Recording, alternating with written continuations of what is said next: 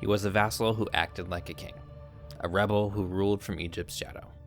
The Bayou of Shechem was a man whose ambition reshaped Canaan's highlands. But who exactly was this local ruler who defied Pharaoh's will?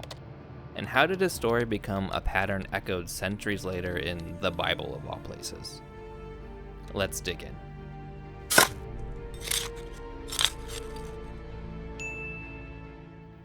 The Bayou is known from only a handful of the Amarna Letters, but when you read through the texts, he leaves quite the impression. The Amarna Letters are a cache of mostly diplomatic texts recovered in archaeological excavation at modern Tel el-Amarna, the ancient city of Akhetaten. This was a city which was newly founded in 1346 by the pharaoh Amenhotep IV, who changed his name to Akhenaten early in his reign. The city served as the capital of the Egyptian Empire for a brief window of time. As the capital, it was where diplomatic correspondence to the pharaoh was delivered and responses sent. So it's not too surprising that archaeologists found there dozens of letters from the great powers of the ancient world. But perhaps more significantly, they found a large collection of texts which has come to be called the vassal correspondence, letters to the pharaoh from Egypt's Asiatic vassals in the provinces of Canaan and Apiru. These letters are known by their inventory numbers, el-amarna 1, 2, 3, and so on. It's important to note the numbers do not correlate to their sequence chronologically. In fact, the time span covered by the extant corpus is a matter of some debate. Estimates range from 30 years to as few as 15.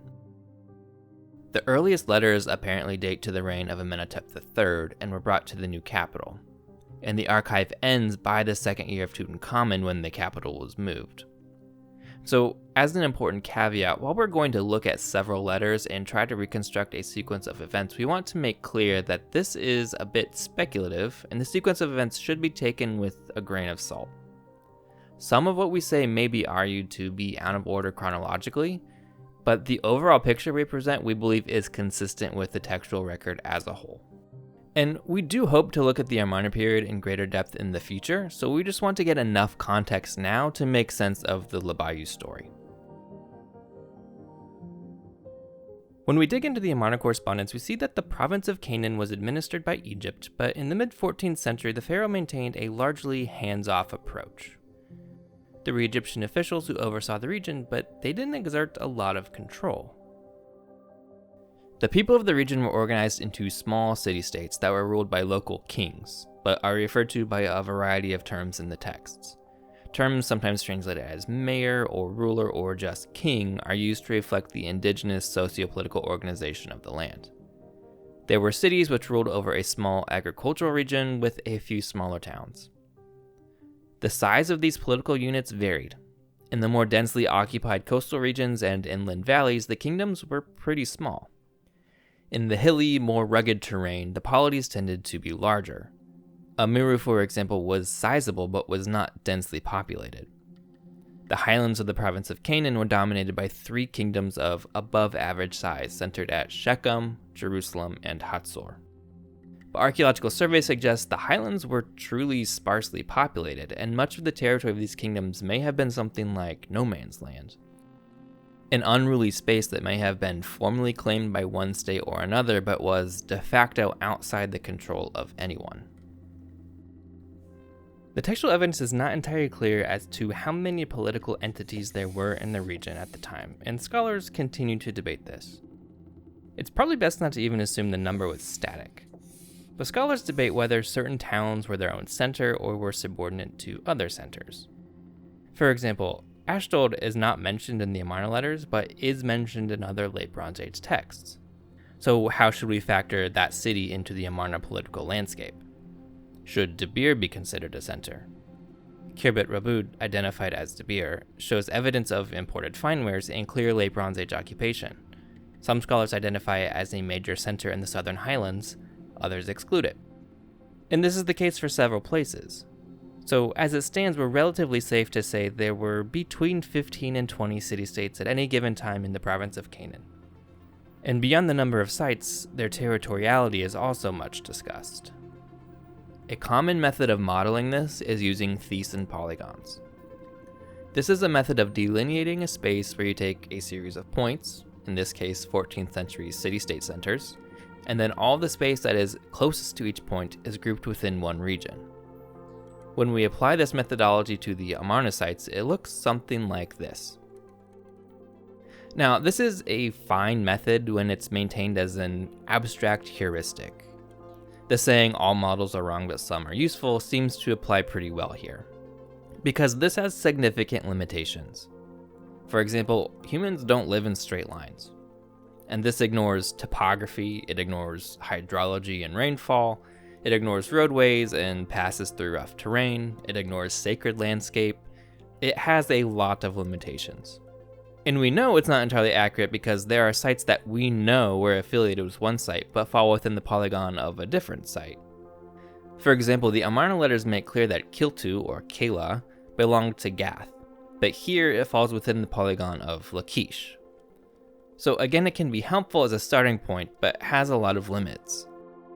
A somewhat more interpretive model that adapts the Thesan polygons and includes a few more polities looks something like this. So this, finally, is a rough approximation of the world of Labayu. All of these polities were technically loyal vassals of Pharaoh, but we will see under that layer of patronage existed fierce and often violent competition for territory and access to resources. The petrography of the texts sent from Labayu indicate they were sent from the central hill country. We also see in EA 289 a reference to Labayu giving away the land of Shechem. Shechem was an important city and had long been that way. An Egyptian stela from the 19th century BC records one of Egypt's earliest campaigns into the region and records Egypt encountering and defeating a polity called Shechem, generally understood to refer to Shechem. So we see the city had a long history of controlling the highlands and being a leading city in the region. Being in the highlands, it was not on the major inland transportation routes, the Via Maris on the coast and the King's Highway in the Jordan Valley. However, Shechem did sit on an old trade route, the Way of the Patriarchs, that ran between Beersheba, Jerusalem, Shechem, Megiddo, and to Hatzor.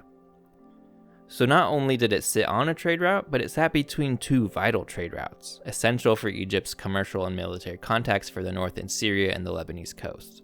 So it was geographically well situated. Now, we don't know anything about Labayu's early life. We don't know if he was royalty at Shechem or if he was a usurper. There are some indications that he was not originally from Shechem, but it is a little bit speculative. In the letter EA 252, Labayu writes to the pharaoh about a conflict that has taken place within the territory of his own kingdom. Translators believe the context of the letter is some enemy has seized Labayu's hometown. He complains to Pharaoh, "I will guard the men that seized the city and my God. They are the despoilers of my father." The implication is that men had come to Labayu's ancestral home and had taken his family's cult statue at their family shrine, likely some kind of ancestor cult. Labayu had apparently been instructed to take the men into custody for questioning and not to kill them. Labayu was accused of being an aggressor, which he protests is slander. He says, "When an ant is struck, does it not fight back and bite the hand of the man that struck it? How at this time can I show deference and then another city of mine will be seized?" He argues his own home was taken, and he is well within his rights to defend it and not be considered an aggressor. There's no specific reference to what actual city this may be, but it's been argued and generally accepted that this may be a city outside of Shechem. This suggests Labayu was native to the highlands, but not an urbanite from Shechem, meaning he came to rule the city likely not through direct inheritance. That is, he wasn't a prince of Shechem, but as a son of the territory who came to rule it. By the time we really encounter Labayu, we see him already in charge at Shechem. There are a number of reasons this may be, but a big part of it is because the Labayu affair occurs early in the sequence of the Amarna Letters. It may have occurred mostly during the reign of Amenhotep III or early in the reign of Akhenaten, so the late 1350s or early 1340s. Labayu ruled one of the larger polities, but also one of the more sparsely populated. But he was ambitious. He sought to expand his power and influence, and he shrewdly began not by attacking his neighbors, but by forging alliances.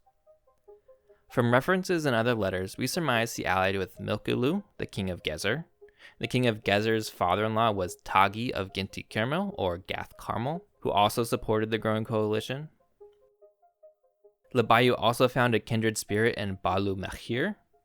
His city is never explicitly stated, but the petrography of the letters sent by Balu Mechir suggests a location in the northwest of the Jezreel Valley, likely at Tel Yokneam. Other letters indicate one Bayadi was allied with Libayu, and again the petrography of the letters suggests Bayadi ruled at Anaharat in the lower Galilee. It's not clear when these alliances were formed. It's possible he established several of them before he began his military expansion. It's possible others joined his side once they saw the success of his conquests. And despite the size of Libayu's territory, it still was underpopulated, or at least it was sparsely populated by civilized society.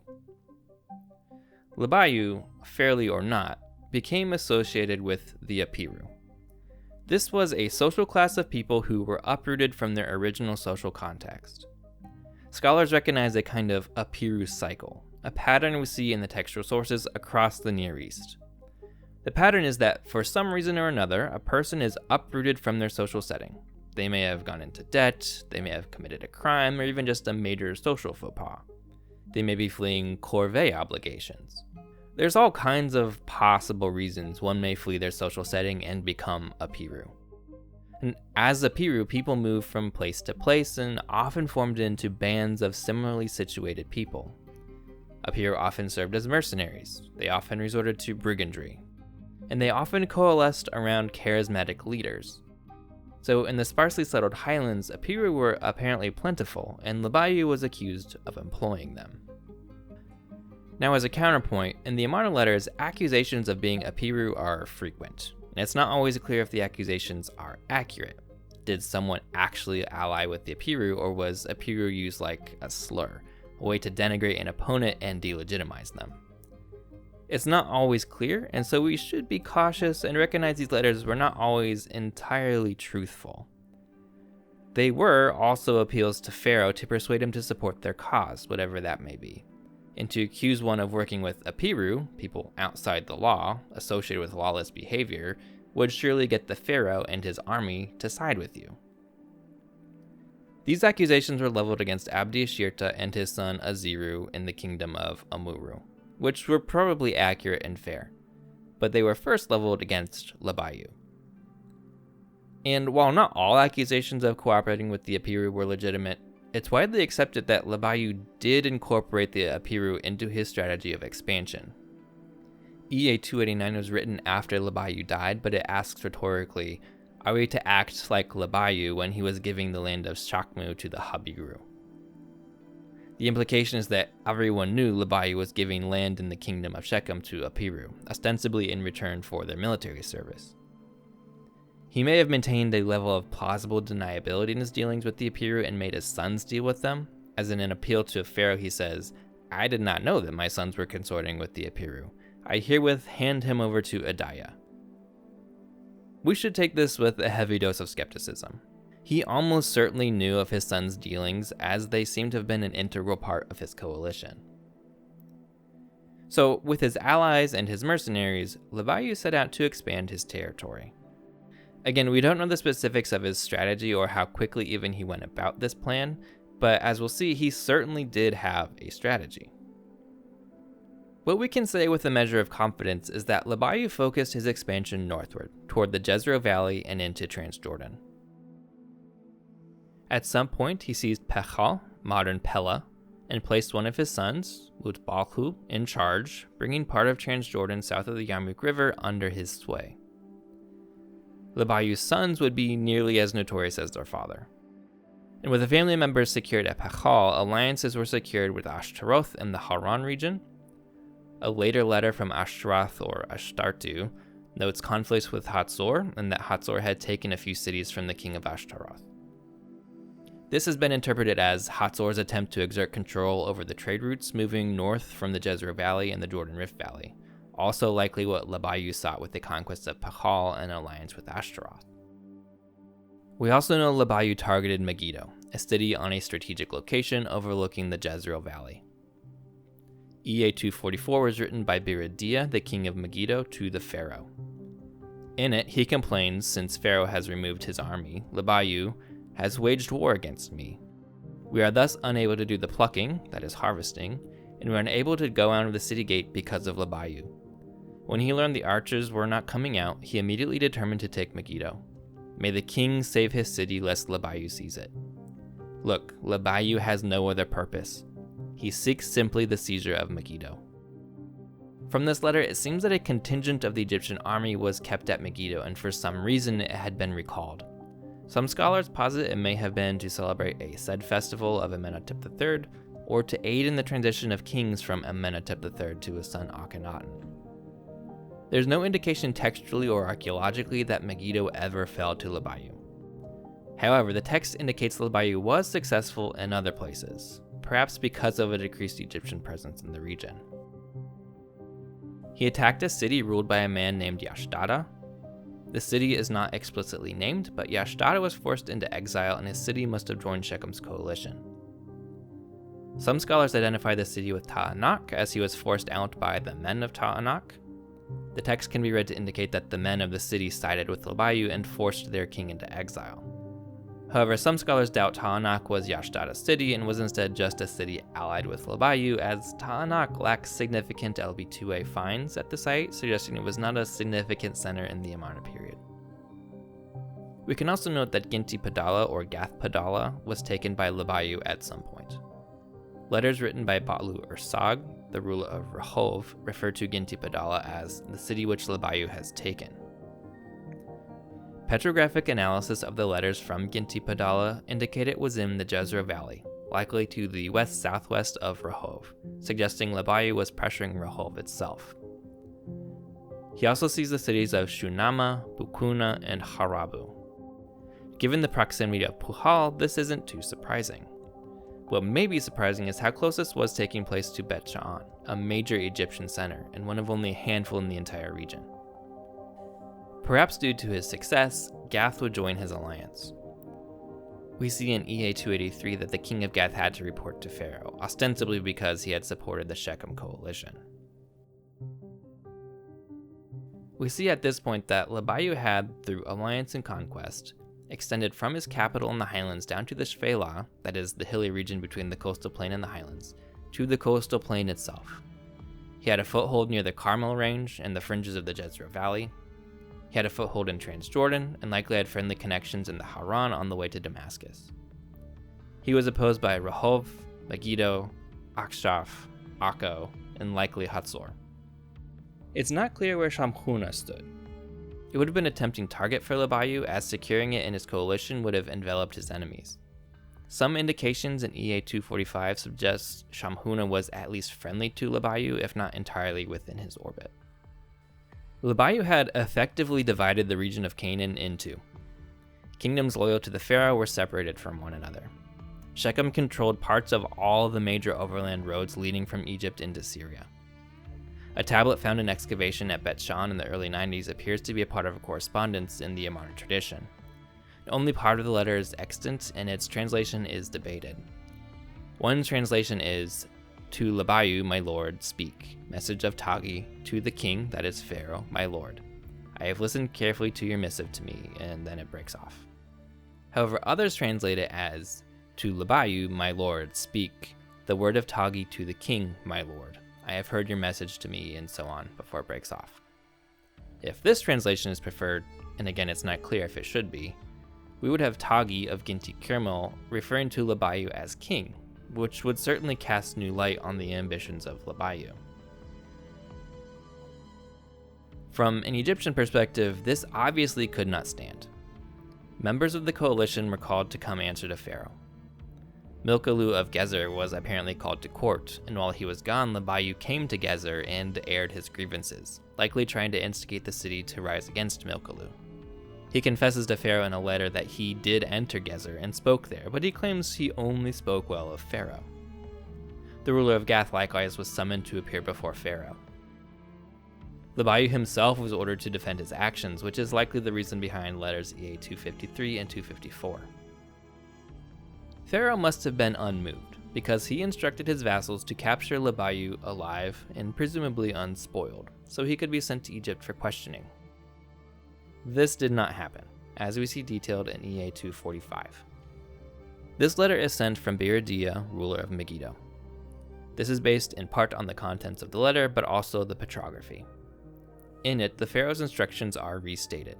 If the God of the king, our lord, brings it about that we overcome Libayu, then we must bring him alive to the king, our lord. And then Berechiah explains why Libayu will not be sent to Egypt alive. There had been a battle. Yashtara, who was in exile with the king of Megiddo, and the king of Megiddo himself, had engaged in battle with Libayu and Balu Mahir and were victorious. The two renegades had been captured and were given to Sarata, the king of Akko, a kingdom which had stood against the Shechem coalition. Sarata told Berechiah, "I will send him to the king by boat." As Akko was a port, this made sense. However, Sarata was bribed. He released his captives to Hinatuna, a town in the region of Shamhuna. In a later letter, the sons of Libayu report saying that Libayu was killed by the people of Gina. This is likely to be identified as a region that is west of the Kishon River in the Jezreel Valley. So a plausible reconstruction is that Libayu and his allies were defeated, taken captive, where they were to be shipped to Pharaoh to face judgment, but bribed their way into being released into friendly territory. However, they were unable to make their way through the hostile Jezreel Valley and were killed in the vicinity of Megiddo and Ta'anak. Libayu's death must have been taken as a relief for many of the vassal kings in the province. However, his sons succeeded him, and they not only had their own ambitions, but sought revenge for their father. Many of Libayu's allies were scared straight and swore allegiance to Pharaoh and pleaded their innocence in the subsequent years. The sons continued to cause problems, and ultimately the ruler of Damascus was tasked with dealing with them, ending the Libayu affair once and for all. But Libayu didn't just fade into history. Even after he died, his name remained a byword for trouble. Shuwardada, the king of Gath, wrote to Pharaoh after his town of Kiltu was seized by Abdi-Hepa, the ruler of Jerusalem, saying, "Libayu, who used to take our towns, is dead, but another Libayu is Abdi-Hepa, and he seizes our town." And while the kingdom he cobbled together with allies and disaffected elements of society is impressive in its own right, his contribution to history goes far beyond that. And this is in large part because scholars have noted quite a few similarities between his story and stories we see later in the Hebrew Bible. As a quick note, David Rohl has proposed a radical redating of much of Near Eastern history and sees parallels between many Amarna figures and biblical figures. He sees Libayu as similar to the biblical king Saul.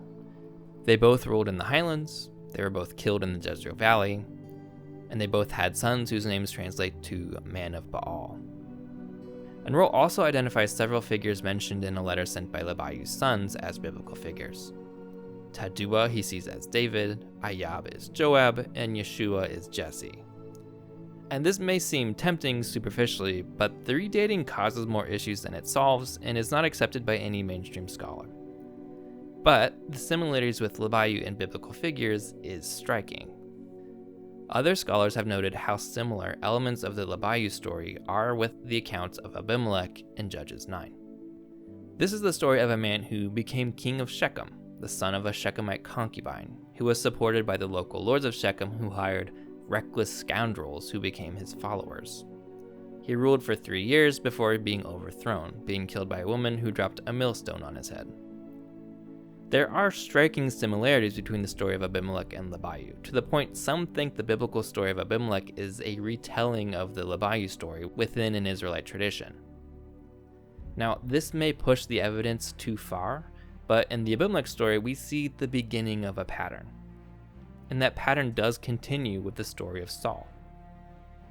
Now, the details of the Saul story and those of Libayu do have some superficial similarities.